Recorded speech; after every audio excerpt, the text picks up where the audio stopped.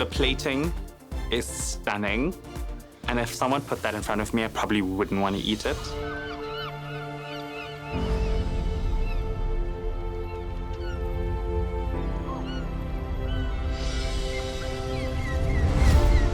We're at the stage in the competition where things are really starting to heat up, and so a lot more is expected of us, and I think especially in looking out for the top 10, the judges are really going to be wanting to see sophistication and elevation, and that's definitely a lot of pressure.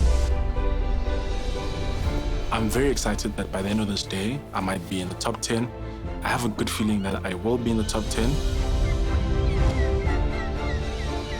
Top 11 just doesn't have the same ring as top 10. So I am just focused on making it to that top 10 mark. It's been my goal for a while now. And the way I intend on doing that is just giving it my all.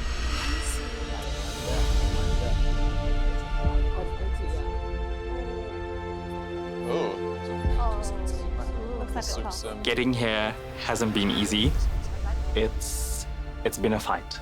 Every day in the kitchen has been a fight for your life to stay here. We all want to stay here. The challenges get harder and harder and harder. What do they have in store for us today? Today is a very special day. You've made it to the halfway mark of the competition.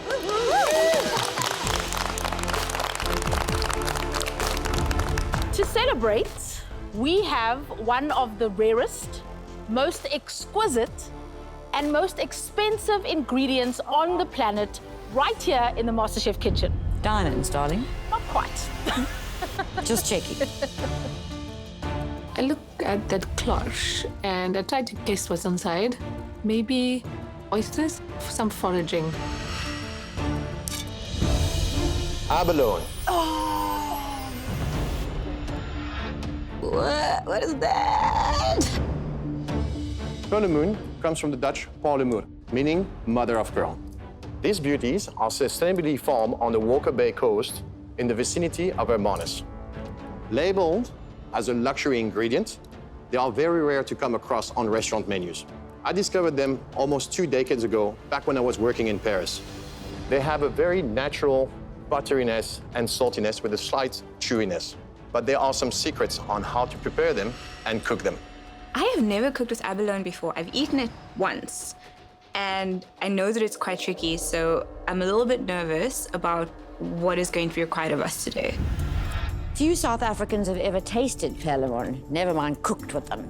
That's why we thought that perhaps we should bring in some reinforcements in the shape of an up-and-coming chef who was the recent recipient of the 2021 San Pellegrino Social Responsibility Award. Chef Callan Austin from Tintswalo.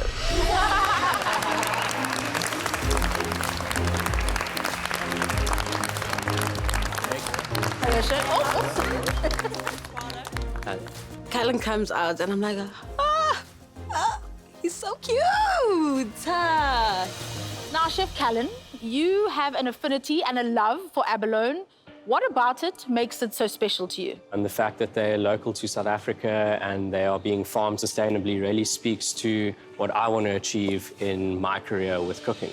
Not a lot of people get to play around with it or cook it or eat it even. So I think that it's an incredible opportunity that you guys have today.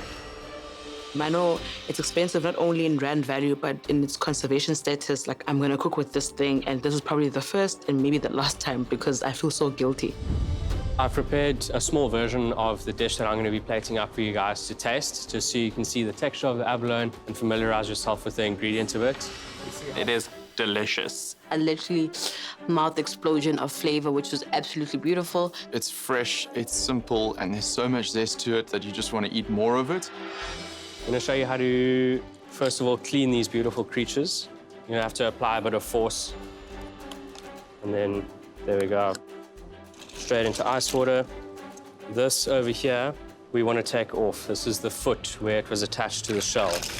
So you lift around there, and you're just gonna, with your knife, take it off.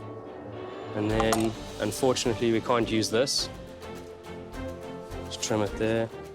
And you're just trimming around, getting all the gray bits off. You trim off a lot of excess. I mean, this is excess from the ones that I cleaned this morning, and I couldn't just throw that away. It's interesting to see how much of the abalone is cut away. It took me a while to figure out what to do with it. And I thought, let me just chop this up fine and turn it into a beautiful XO. It's an oil-based dressing, garlic, ginger, chili, sweat off. Then add the finely chopped abalone. Then you would add a type of sugar. Let that start to like caramelize and almost get sticky and gummy. And then we haven't wasted much of the abalone except for the guts. Clean your station, reset, refocus. Not neat station is a not clear mind. Depending on how you're going to serve the flesh, I'd be quite precise about how you cut it. I'm sashimiing it, and then the way I present the dish, it's covered under everything. What I find most fascinating is the way he sliced it in sashimi style. You need a sharp knife, but you also need very thin slices. I don't know if I'll pull it off. Is there any other way of serving it other than sashimi? You can pan fry it in butter. You could tartare it, cut it up in cubes, mix it through with other ingredients, make a mayo or a aioli base. Like I said, it's quite a textural thing, so use other ingredients to add flavor.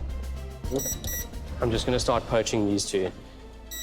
15, 20 minutes. If it overcooks, it's going to go quite floury and crumbly, and you really don't, that's not a great texture. So these are pretty much, actually, I'd say there. I'm feeling for how soft it is. If you can see just how I'm pressing it, it has a little bit of give still, but not too much. He's treating this ingredient with so much respect, and this goes to show how we need to treat this ingredient. Okay, so let's plate. If you ever need advice on plating, you should speak to that man over there. Well, you're doing pretty well. Thank you, Chef. So, just gonna put a few shiitakes at the bottom. So I've got my sashimi, abalone. And remember, it's a dish about abalone, so use a lot of abalone. XO, this stuff is gold.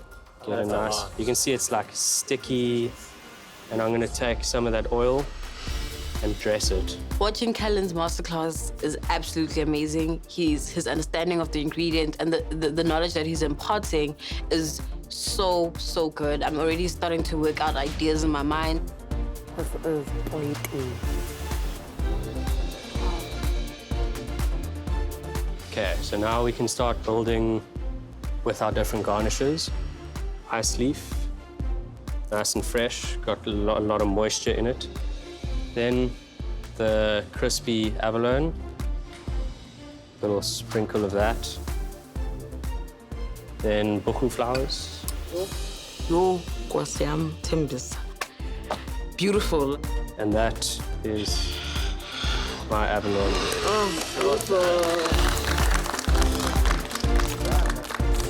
The plating is stunning. And if someone put that in front of me, I probably wouldn't want to eat it because it is so pretty.